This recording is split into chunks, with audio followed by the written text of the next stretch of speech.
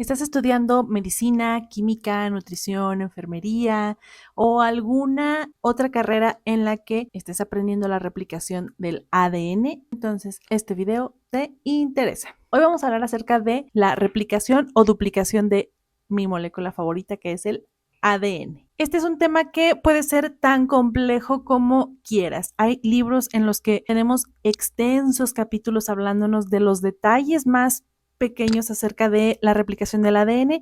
Hay otros en los que la cuestión está mucho más sencilla y ya sabes que en estos videos vamos a hacerlo de la forma más sencilla y más breve posible para que lo entiendas. Todos los detalles y la información que yo no te proporcione aquí, pues puedes ir a consultarla en tu libro de texto. Por ser un tema, sí, algo largo, voy a dividir este video en dos partes y voy a empezar hablándote de las características de la replicación del ADN, que son principalmente tres. La primera de ellas es que la replicación es semiconservadora o semiconservativa, que esto fue cuando apenas estaba describiendo un tema como de mucha discusión porque se creía que era totalmente conservadora, es decir, o conservativa, es decir, que de una molécula de ADN se creaba una idéntica, y ahora sabemos que es semiconservativa porque sabemos que cada una de las cadenas de la molécula de ADN se replica por separado, es decir, se va a conservar una de las originales, pero la otra, es decir, la complementaria, se va a sintetizar totalmente de nuevo. La segunda característica es que la replicación es bidireccional. ¿Qué significa eso? Tú sabes que la molécula del ADN tiene dos extremos, un extremo 5' y uno 3'. Si todavía no te queda muy claro qué significa o a qué se refiere esto de 5' y 3', en mi perfil tengo anclado un video en el que te explico muy a detalle por qué se llama así, 5' y 3'. Si ya lo fuiste a ver y ya te quedó más claro, pues entonces sabrás que las moléculas son antiparalelas, es decir, una cadena va en dirección 5' a 3' y la otra va de 3' a 5'. Entonces, por eso es que la replicación va en ambos sentidos. Ahorita que veamos ya todo el proceso, te va a quedar mucho más claro. La tercera característica es que es discontinua. ¿Qué significa esto?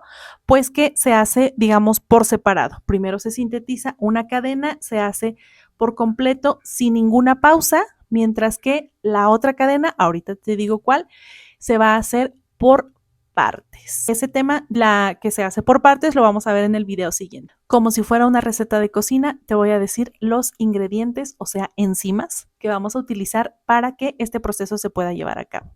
Número 1, topoisomerasa. Número 2, polimerasa, helicasa, proteínas SSB, RNasa H1 y ligasa. Existen algunas otras que también se utilizan, pero únicamente me voy a centrar en estas que te acabo de mencionar para que se nos haga un poquito menos difícil. Los otros participantes de este proceso no los voy a mencionar, no porque no sean importantes, pero dijimos que vamos a hacer esto que sea un poquito más sencillo y después te vas a tu libro a checar todos los detalles. Como tal vez ya lo habrás visto en clase, el ADN se encuentra normalmente en una estructura de superenrollamiento o superembobinamiento. ¿Qué significa esto? Pues que no se encuentra dentro de nuestras células o dentro del núcleo en forma lineal, porque sencillamente no cabría, es demasiado grande y no cabe, de forma que se comprime o se compacta de tal forma que llegamos hasta el último nivel de compactación, que es el cromosoma. Pero en este nivel de compactación, es decir, está tan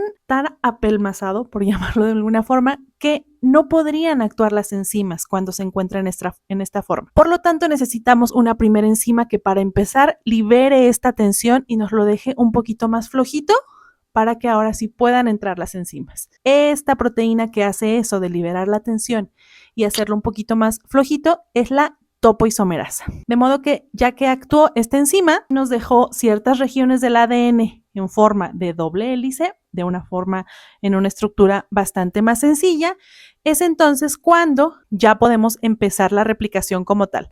Primeramente, lo que tenemos que hacer es separar la doble hélice. Acuérdate que esta está unida por puentes de hidrógeno, entonces necesitamos abrirla, separarla para que toda la maquinaria de replicación se acerque, quepa, se acomode y empiece el proceso. La enzima que nos va a abrir o a romper esos puentes de hidrógeno para que la hélice se abra va a ser la helicasa. Una vez que hemos eliminado los puentes de hidrógeno y que tenemos una abertura.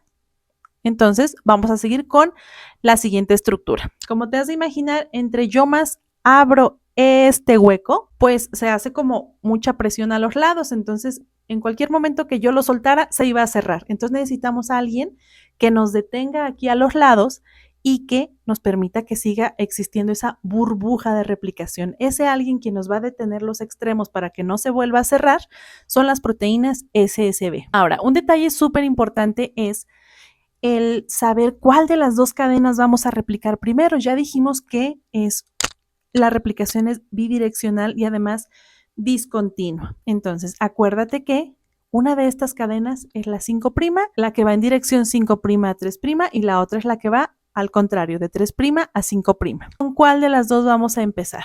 Aquí quiero hacerte una aclaración y que es en lo que muchos de los estudiantes se equivocan y no les queda muy claro. La enzima, de las más importantes que participan en el proceso, es la polimerasa, que es quien en realidad va a ir fabricando la cadenita. Entonces, apréndete muy bien esto. La polimerasa únicamente sabe fabricar cadenas en dirección 5' a 3'. Solo sabe fabricar cadenas 5' a 3'. Entonces, ¿de qué lado crees que se vaya a poner la polimerasa? Si solo sabe hacer 5' a 3', entonces se va a colocar en la cadena 3 a 5 para fabricar su complementaria que va de 5 a 3.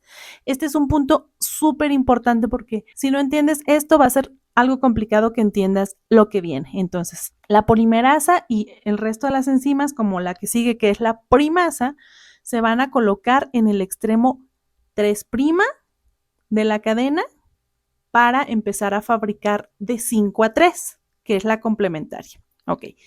Habiendo entendido esto, entonces vamos a ver qué hace la primasa, que es la siguiente enzima. La primasa va a venir y se va a colocar en el extremo 3' de la cadena, ¿ok?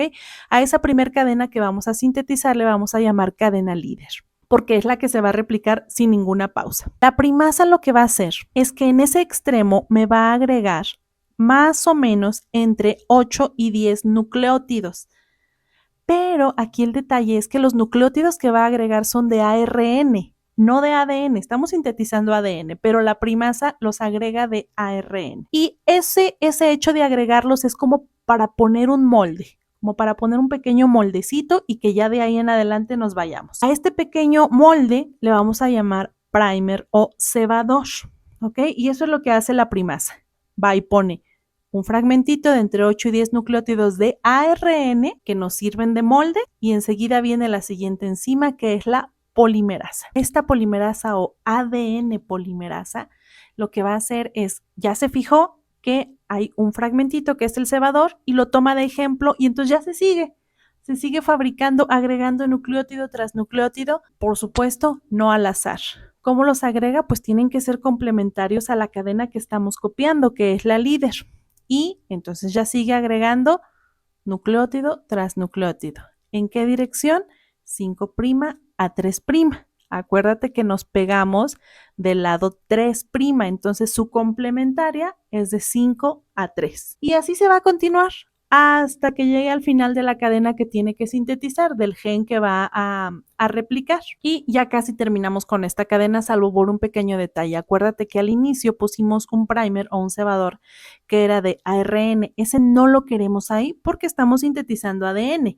Lo pusimos para que la polimerasa pudiera actuar porque necesita ese primer para poder iniciar. Entonces necesitamos alguien que nos retire ese pequeño primer. ¿Quién va a ser? La siguiente enzima que es la RNasa H1. Lo va a quitar, pero entonces ahora nos quedó ese huequito vacío. Bueno, viene otra vez la polimerasa, la ADN polimerasa es de otro tipo, nos rellena ese espacio, ahora sí, con nucleótidos de ADN. Y tenemos lista nuestra nueva cadena, la complementaria de la 3 a 5' original que teníamos y ya está lista esa cadena. Y espero que te haya quedado un poquito más claro. Esta parte es, digamos, la más sencilla, la que es la cadena continua. En un siguiente video te explico cómo se sintetiza de forma discontinua la otra cadena. Si te gustan mis videos, no olvides darle like y seguir mi cuenta. Y nos vemos en el próximo. Bye.